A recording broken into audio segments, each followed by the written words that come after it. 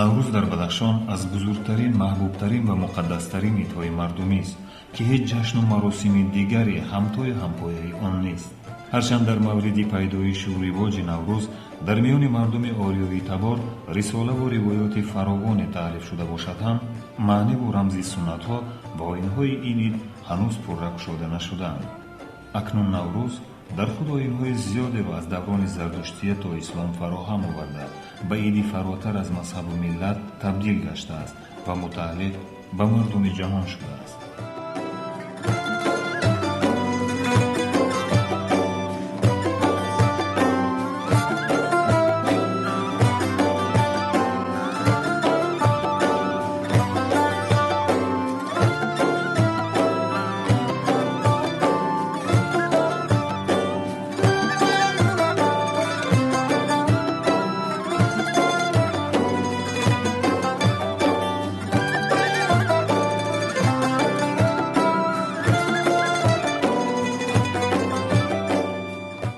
дар бадахшон билхоса дар ноҳияи рӯшон наврӯзи қадим ҳанӯз хусусияти хоси хешро нигоҳ медорад.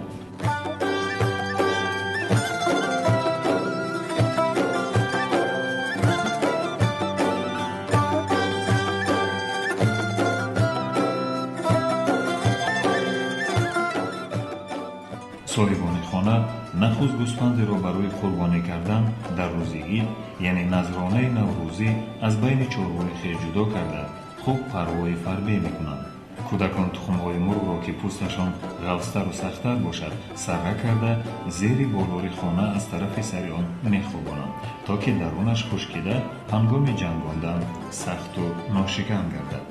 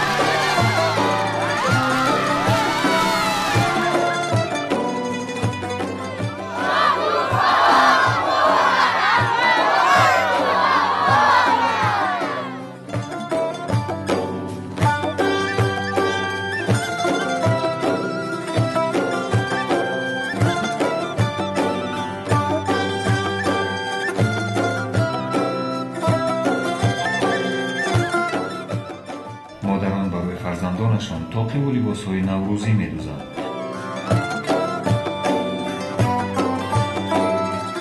ва барои духтаракон миллаҳои мӯй мебуфанд.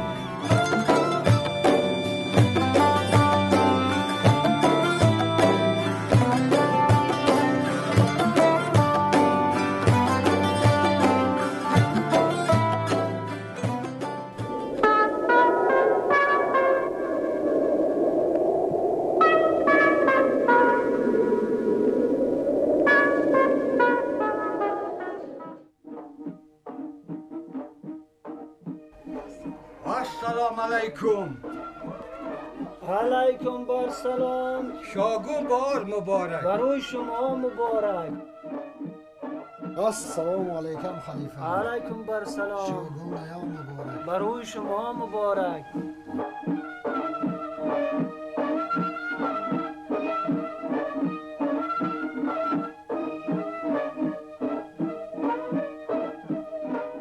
خلیفه دیها اهل دیها رو خبر میکند که در نوروز آینده کیها باید چهارپا رو برای در آستان قربانی کردن آماده کنند.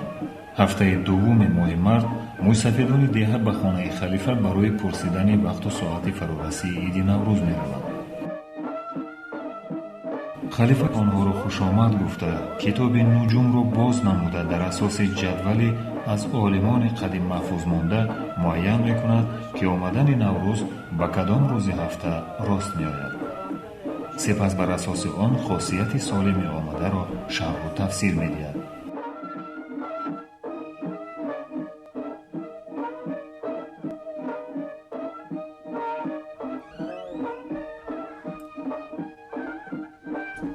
السلام علیکم.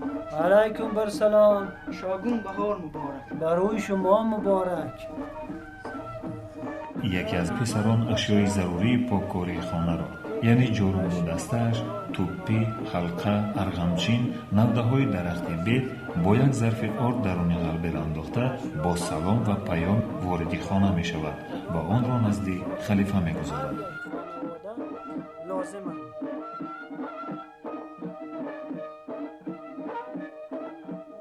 در همین مورد یک بار دیگر آمادگی به جشن و اجرای آیین و سنت و مراسم های نوروز را تاکید می کند. اگرچه مردم خاصیت سنت های آمادگی به نوروز را خوب دانند هم خلیفه بار دیگر هر یک اشیا و مورد استفاده آن را شرح می دهد. برای اشیاهای مورد استفاده دعا کرده روز خانه تکانی را معین و اعلان می کند. اشیاها اساساً افاده‌گری رمزی پیوند انسان با کیهان می باشد.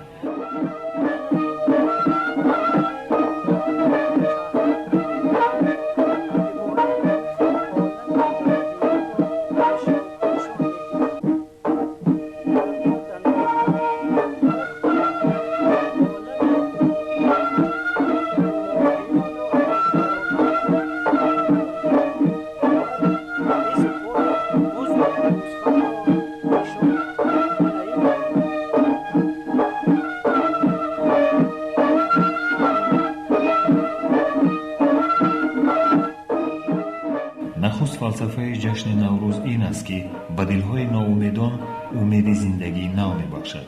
در این دنیا کمک مهمترین به درماندگان به دل آنها امید بخشیدن است.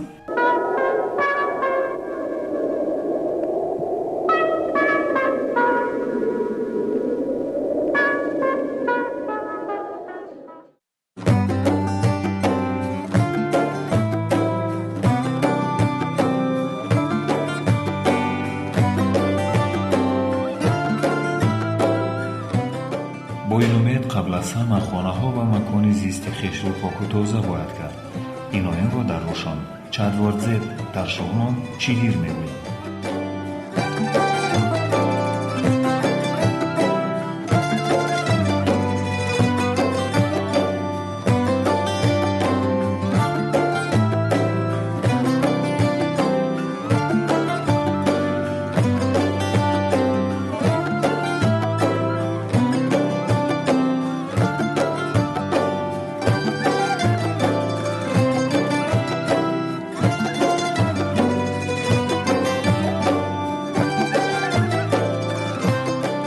دو سه جورب آماده میکنند که یکیش شاه جورب، دویمش سوار جورب و سومین پیاده جورب می باشد که با آن سقف خانه را پاک کنند.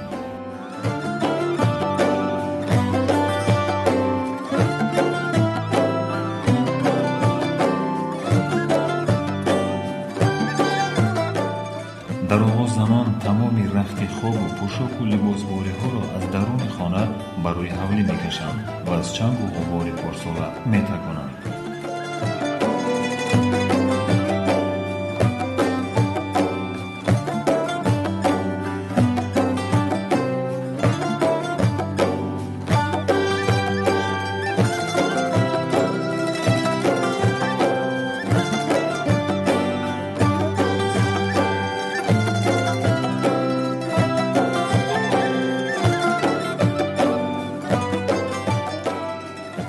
سپس درون خانه را پاک کرده دیوارا و ستونها با توپی در آرد آلوده رمز 7 ستاره مؤثر بر قسمت و طالع انسان را منقش میکنند.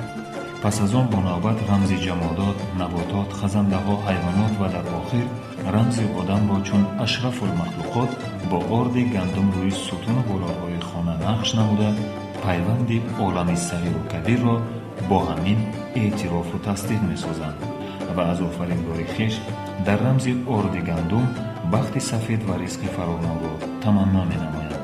و چون انسان مخلوق شریف است و زبان زنده طبیعت است و تنها او می تواند با خداوند راز و نیاز کند، از نام مخلوقات دیگر جمادات و نباتات، حشرات و حیوانات نیز در سال نو آمده از آفریدگار روزی و حیات با صفا عرض نیاز می نمایند.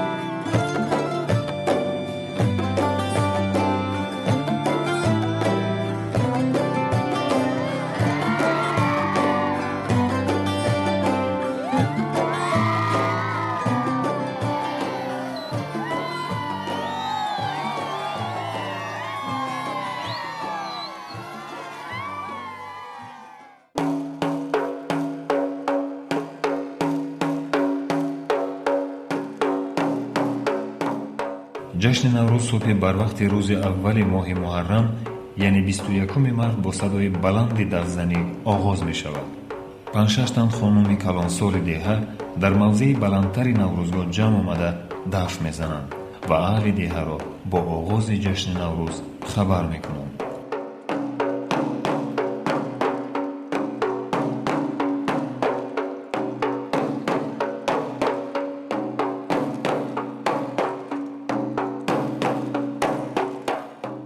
дафзании онҳо оҳанги махсусе дорад ва аз оҳанг дида бештар ба табл задан шабоҳат дорад. 2 тан пешдаф пиродаф мезананд ва боқӣ пасдаф яъне зибодаф. пешдаф яъне оҳанги аввал талояи фариштагон аст ва пасдаф даъвати оламиён ба рӯзи нав, ба рӯзи поку тоза, чӣ ба зоҳиру чӣ ба ботин.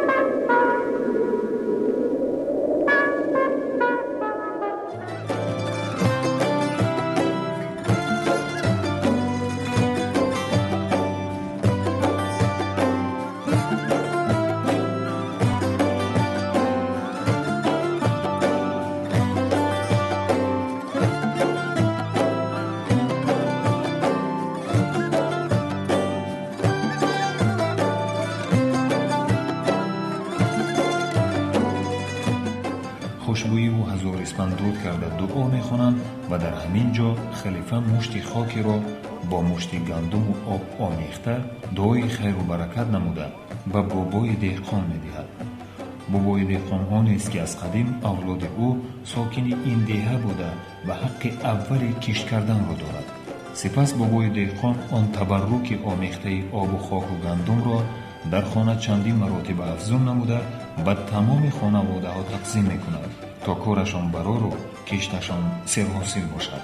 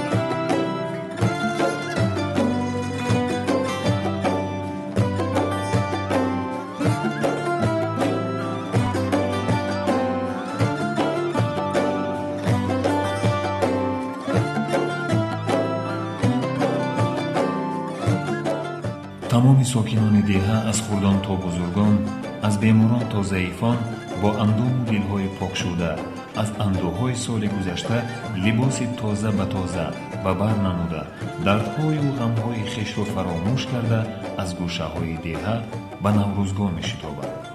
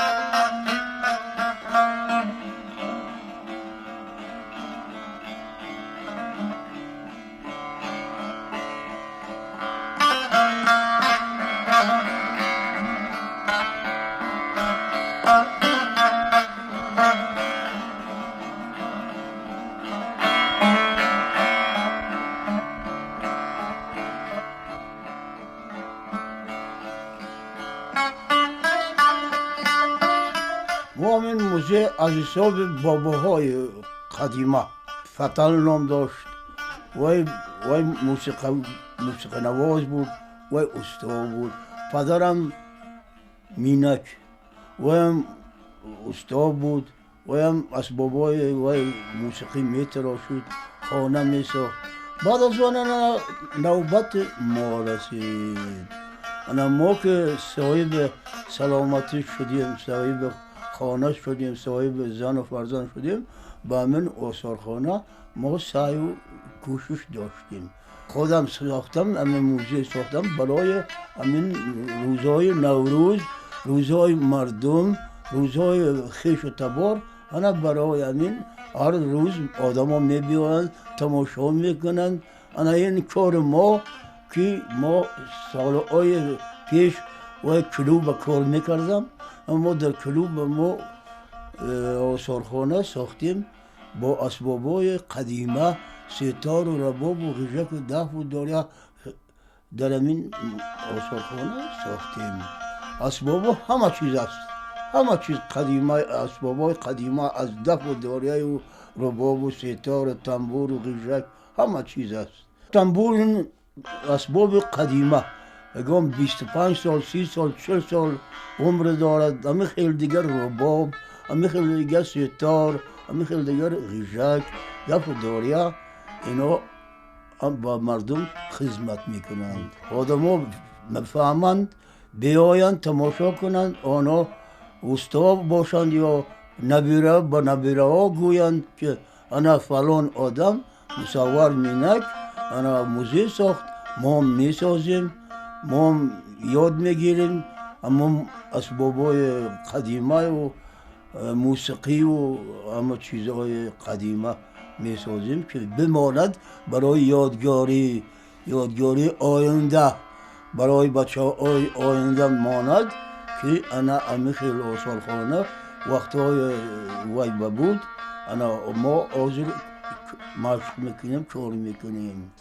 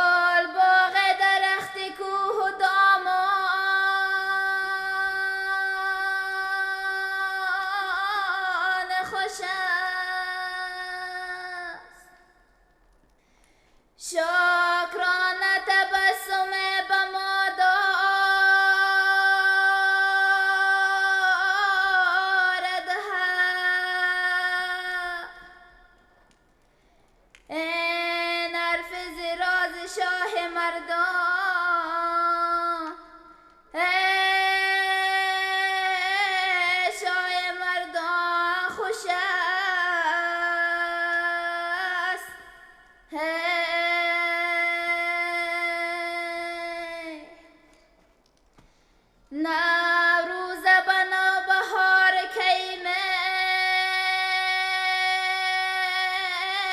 بینا گل ها را به شش قطار کیمه بینا گل ها را به شش قطار در فصل